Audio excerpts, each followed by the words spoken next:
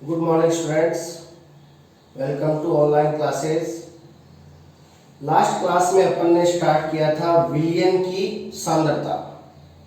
अब विलयन की सांद्रता क्या होती है? विलयन में दो घटक पाए जाते हैं, विलय और विलायक। ठीक है, तो विलायक की निश्चित मात्रा में घुली हुई विलय की मात्रा को क्या कहा जाता है? सांद्रता कहा जाता है। यानी सांद्रता का मतलब अपन को ये देखना है कि विलयन में जो विलय है वो कितना घुला हुआ है, विलयन के अंदर विलय है वो कितना घुला हुआ है, वो उसकी क्या होती है? विलयन की सांद्रता होती है। और फिर अपन ने सांद्रता ज्ञात करने की इकाइयां की थी, दो प्रकार की, एक तो भार आयतन इकाई और एक भार इकाई। भार आयतन इकाई में विलय ग्राम में होता है और जो विलायक है वो आयतन के रूप यानी लीटर में होता है। और भार आयतन इकाई में अपन ने एक कर ली थी मोलरता, जो क्या थी? 1 लीटर विलयन में घुले हुए विलय के ग्राम मोलों की संख्या, उसकी क्या कहलाती है? मोलरता। ठीक है, आज अपन भार आयतन इकाई में दूसरी करेंगे नॉर्मलता। नॉर्मलता जिसको इंग्लिश में कहते हैं नॉर्मेलिटी। ठीक है, अब यह भी एक क्या है? भार आयतन इकाई। यह भी एक क्या है? भार आयतन इकाई है। ठीक है, और इसे कैपिटल एन के द्वारा शो किया जाता है। इसे किसके द्वारा शो करते हैं? कैपिटल एन के द्वारा। तो देखिए नॉर्मलता की परिभाषा, 1 लीटर विलयन में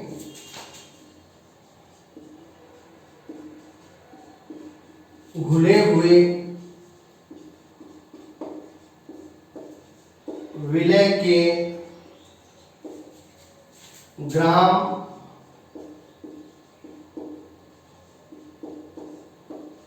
तुल्यांकों की संख्या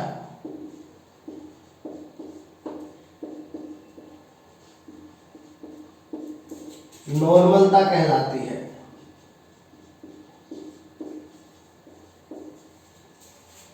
ठीक है, तो देखिए नॉर्मलता और मोलरता की परिभाषा में क्या अंतर है?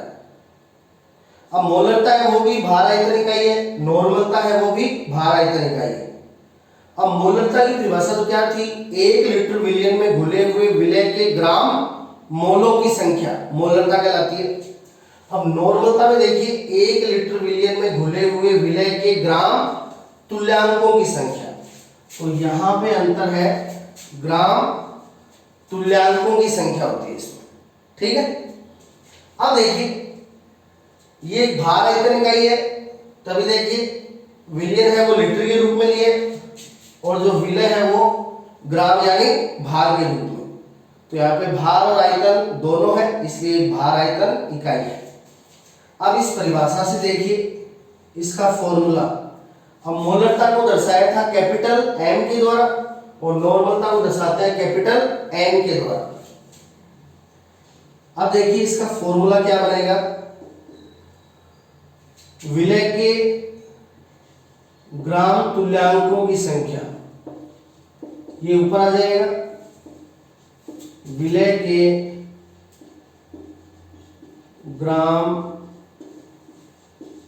तुल्यांकों की संख्या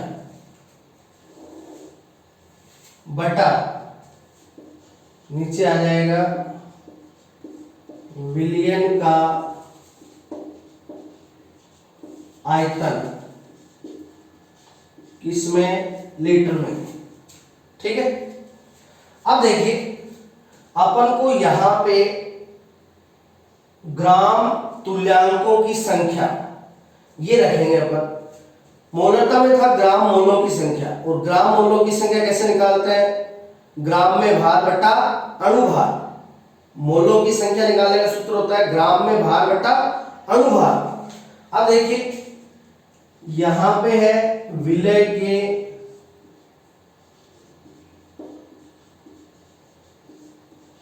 ग्राम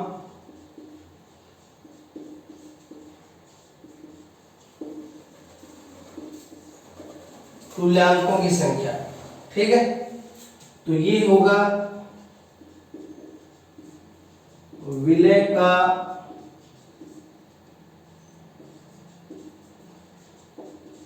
ग्राम्य भार बटा विलय का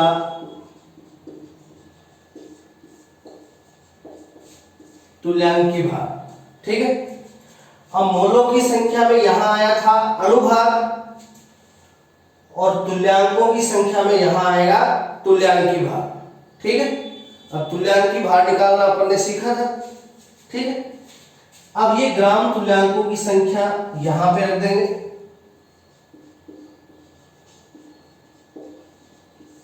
तो नॉर्मलता का फॉर्मूला क्या बनेगा, विलय का ग्राम्य भार बटा नीचे आ जाएगा विलय का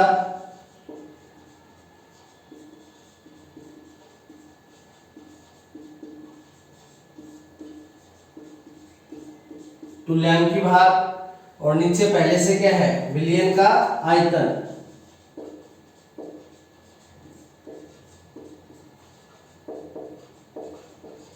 विलयन का आयतन किसमें, लीटर में।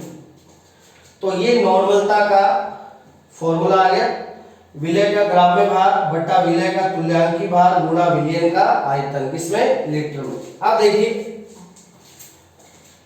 अब अपन क्वेश्चन करते हैं।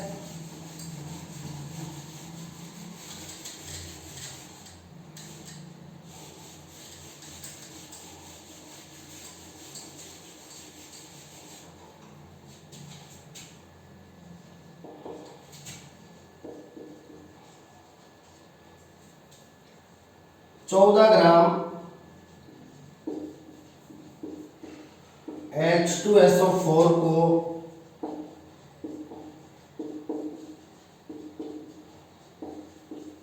जल में घोलकर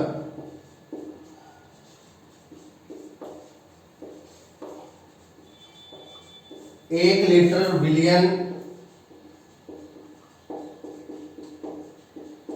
बनाया गया है। इसकी नॉर्मलता ज्ञात कीजिए। ठीक है, तो देखिए 14 ग्राम H2SO4 को जल में घोलकर 1 लीटर विलयन बनाया गया है, जिसके अपन को क्या करनी है, नॉर्मलता। अब यही क्वेश्चन अपन ने कल मोलरता के लिए भी किया था, है ना, कि 14 ग्राम H2SO4 को जल में घोलकर 1 लीटर विलयन बनाया गया है, उसकी मोलरता ज्ञात कीजिए। कल अपन ने इसकी मोलरता ज्ञात की थी, है ना, कितना उत्तर आया था 1/7, है ना। अब देखिए, अब यहां पे अपन इसके लिए ज्ञात करेंगे इसकी मोलरता। तो फॉर्मूला आपके पास नॉर्मलता का ये रहा, विलय का ग्राम्य भार बटा विलय का तुल्यांकी भार गुणा विलयन का आयतन। तो देखिए,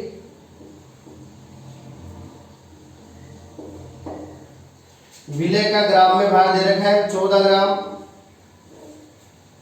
नीचे विलय का तुल्यांकी भार।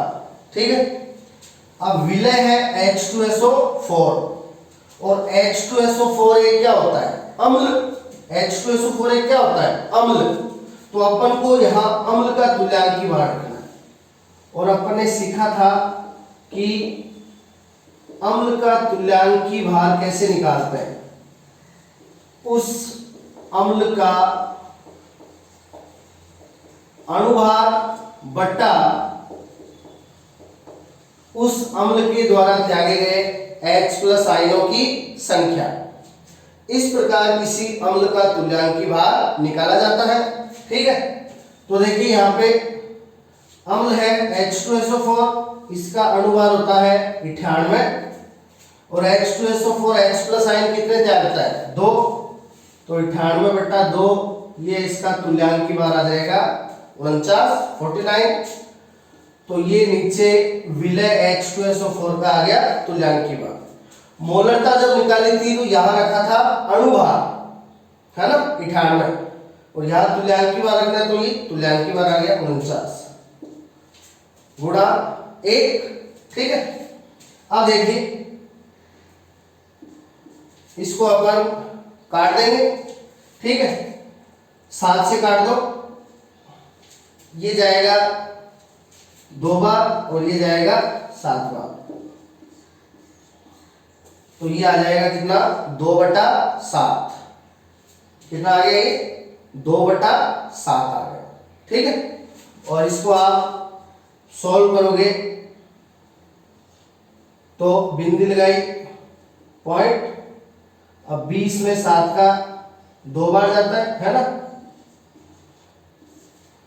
0.28। ठीक है, तो इस प्रकार से अपन ने यहां निकाली है नॉर्मलता, और नॉर्मलता के लिए आगे लगा देंगे कैपिटल N। मोलरता के लिए लगाया था कैपिटल M, नॉर्मलता के लिए लगा देंगे कैपिटल N, है ना। अब इस क्वेश्चन के लिए अपन ने कल मोलरता ज्ञात की थी, वो आई थी 1/7। कितनी आई थी 1/7 आई थी, है ना। और 1/7 है, उसको आपने सोल्व किया था तो वो आया था 0.14, है ना। और यहां उत्तर आया 2/7, इसके लिए नॉर्मलता निकाले तो वो 0.28। ठीक है, तो इस प्रकार से निकाली जाती है नॉर्मलता।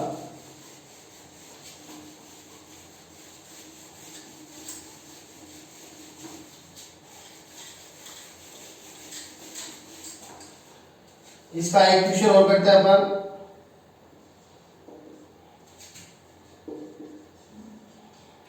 4 ग्राम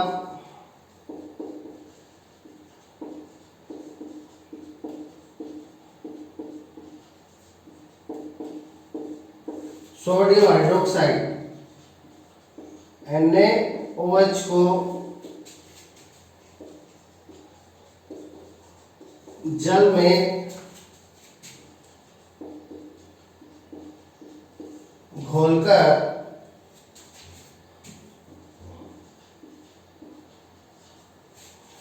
500 मिलीलीटर विलयन बनाया गया है,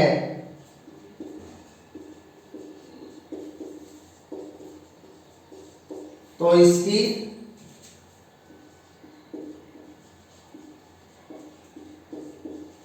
नॉर्मलता ज्ञात कीजिए। ठीक है, अब देखिए नॉर्मलता का सूत्र ये रहा, विलय का ग्राम में भार बटा विलय का तुल्यांकी भार गुणा विलयन का आयतन किसमें लीटर में। अब विलय का ग्राम में भार दिया हुआ है, विलय है सोडियम हाइड्रोक्साइड, कितना है 4 ग्राम है। अब नीचे आएगा विलय का तुल्यांकी भार, अब विलय है सोडियम हाइड्रोक्साइड यानी एक क्षार है, एक क्या है क्षार, और क्षार का तुल्यांकी भार अपन ने कैसे निकाला था, उस क्षार का अणुभार बटा उस क्षार के द्वारा त्यागे गए OH माइनस आयन की संख्या। अब क्षार कौन है NaOH, तो इसका अणुभार 40, सोडियम का 23, ऑक्सीजन का 16, हाइड्रोजन का 1, और ये OH माइनस आयन कितना त्यागता है 1, तो तुल्यांकी भार भी कितना आ गया 40।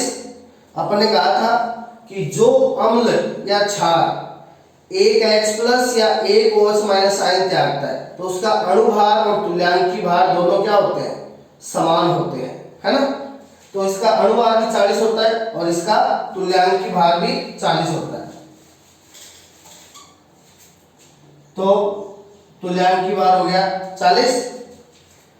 अब विलयन है वो कितना है 500 ml, कितना है 500 ml है, जबकि यहां पे विलयन को लेना है लीटर में, तो 500 ml को लीटर में बदलने के लिए 1000 का लगा देंगे भाग, और 1000 का भाग लगाएंगे वो चला जाएगा ऊपर, है ना। अपन को ये ml में दिया गया है, मिलीलीटर में, जबकि यहाँ पे अपन को किस में लेना है, लीटर में। तो अपन इसको मिलीलीटर को लीटर में बदलने के लिए 500 में भाग लगा देंगे 1000 का, ठीक है। अब देखिए ये गया कितनी बार, 2 बार, कैंसिल हो गया, और 2 से 40 20, ठीक है। अब देखिए 4 से 20 5 बार, तो ये आ गया 1/5, और नॉर्मलता के लिए n, ठीक है। तो कल अपन ने इस टाइप के क्वेश्चन के लिए मोलरता निकाली थी, वहां पे विलियन था 1 लीटर, वहां पे विलियन क्या था 1 लीटर, तो उसका उत्तर आया था 1/10 m, और यहाँ 500 ml है तो यहाँ आएगा 1/5 m। इस प्रकार से निकाली जाती है क्या, नॉर्मलता, ठीक है। तो मोलरता में नीचे विलय का अणुभार काम आता है, और नॉर्मलता में नीचे विलय का तुल्यांकी भार काम आता है, ठीक है। इसीलिए अपन ने पहले अणुभार और तुल्यांकी भार निकालने सीखे थे, ठीक है।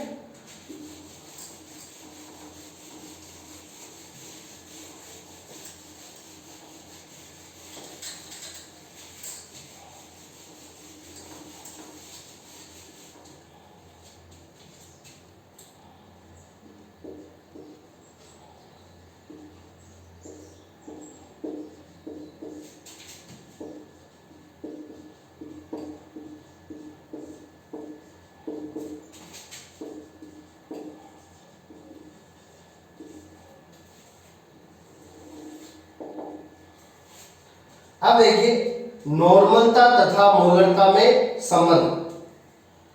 अब नॉर्मलता है वो भी एक भार आयतन इकाई है, और मोलरता है वो भी एक भार आयतन इकाई है। नॉर्मलता और मोलरता दोनों क्या होती है, भार आयतन इकाइयां होती है। अब इनमें संबंध देखिए,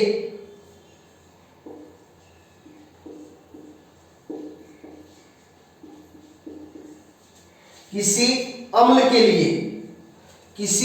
के लिए इन दोनों में संबंध क्या होता है, देखिए किसी अम्ल के लिए नॉर्मलता बराबर होती है मोलरता गुणा H प्लस आयन की संख्या। तो किसी अम्ल के लिए नॉर्मलता बराबर होती है मोलरता गुणा उस अम्ल के द्वारा त्यागे गए H प्लस आयनों की संख्या। तो ये तो नॉर्मलता और मोलरता में संबंध है अम्ल के लिए।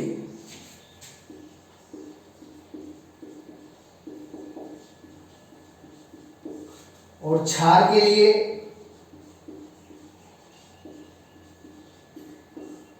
नॉर्मलता बराबर मोलरता गुणा, अब क्षार क्या त्यागता है, OH माइनस,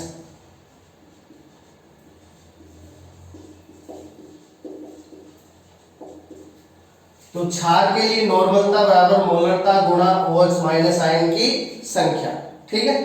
तो ये अम्ल और क्षार के लिए नॉर्मलता और मोलरता में संबंध है।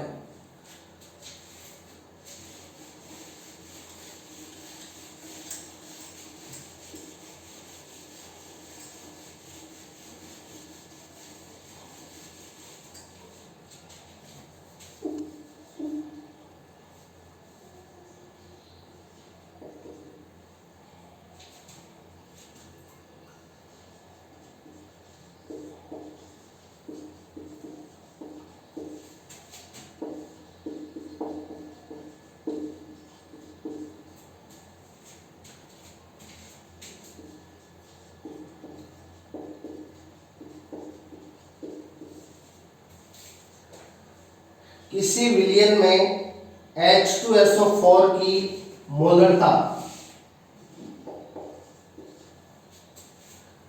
0.2 m प्राप्त हुई, तो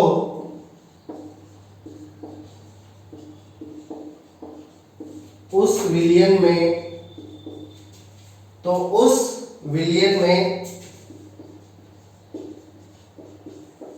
H2SO4 की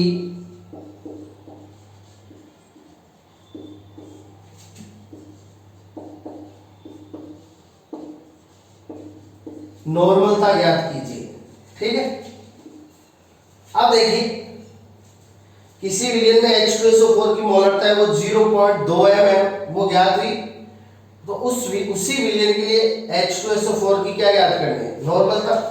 अब H2SO4 है,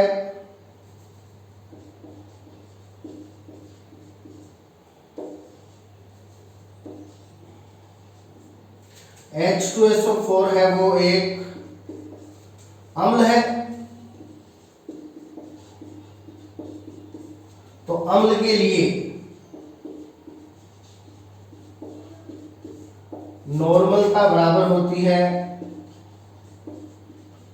मोलरता गुणा उस अम्ल के द्वारा त्यागे गए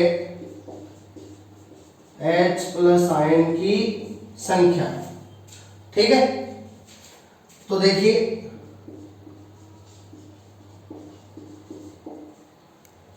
जो अम्ल है उसकी मोलरता कितनी आई, 0.2।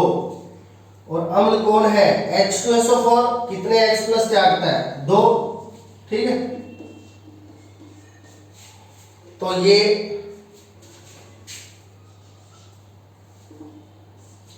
इसकी नॉर्मलता आ जाएगी 0.4 n। ठीक है, अब देखो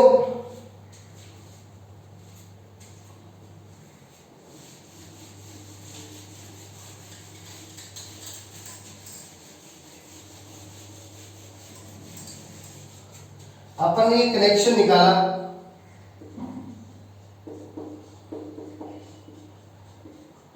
अम्ल के लिए नॉर्मलता बराबर मोलरता गुणा उस अम्ल के द्वारा त्यागे गए H+ आयन।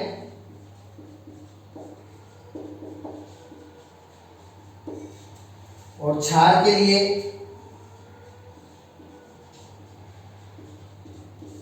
नॉर्मलता बराबर मोलरता गुणा OH- आयन, है ना। अब मान लीजिए कोई अम्ल ऐसा है जो एक H+ आयन त्यागता है, मान लीजिए कोई अम्ल ऐसा है जो एक H+ आयन त्यागता है, तो यहाँ H+ आयन की जगह कितना आ जाएगा, 1। तो उसके लिए नॉर्मलता और मोलरता दोनों के मान क्या होंगे, बराबर होंगे। तो ऐसा अम्ल जो एक H+ आयन त्यागता है उसके लिए नॉर्मलता और मोलरता के मान बराबर होंगे। अब मान लीजिए ऐसा अम्ल है जो H+ आयन त्यागता है 2, है ना। तो यहाँ H+ आयन की जगह कितना आ जाएगा, 2 आ जाएगा। तो नॉर्मलता है वो मोलरता की क्या हो जाएगी, दुगनी, है ना। तो ऐसा अम्ल जो 2 H+ आयन त्यागता है तो उसकी नॉर्मलता है वो मोलरता से क्या होती है, दुगनी होती है। अब मान लीजिए ऐसा अम्ल हो जो H+ आयन त्यागता है 3, कितने त्यागता है, 3 त्यागता है। तो यहाँ H+ आयन की जगह कितना आएगा, 3। तो उसकी नॉर्मलता है वो मोलरता की 3 गुनी हो जाएगी, है ना। इस टाइप से ध्यान रखना। अब क्षार के लिए देखिए, मान लीजिए ऐसा क्षार है जो OH- आयन त्यागता है 1, है ना। तो उसकी नॉर्मलता और मोलरता क्या होगी, बराबर होगी। और यदि वो OH- आयन त्यागता है 2 तो उसकी नॉर्मलता मोलरता की दुगनी होगी। और यदि OH- आयन त्यागता है कोई क्षार 3 तो उसकी नॉर्मलता मोलरता की 3 गुनी होगी। तो इस टाइप से भी आप उनका कनेक्शन है वो ध्यान में रख सकते हो।